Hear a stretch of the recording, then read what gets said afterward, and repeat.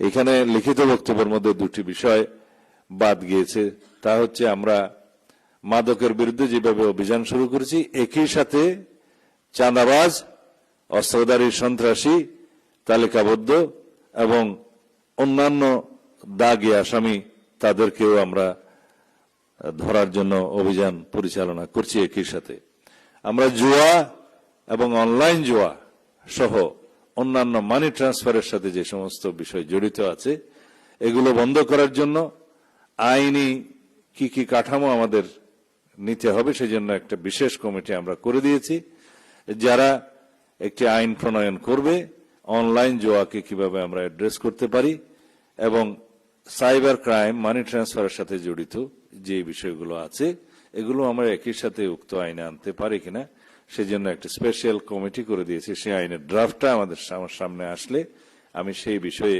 বিস্তারিত আলোচনা করব। কারণ সময় পাল্টাচ্ছে, পৃথিবী এগিয়ে যাচ্ছে, ইন্টারনেটের দুনিয়া, এখন ক্রাইমের ধরনও পাল্টিয়েছে।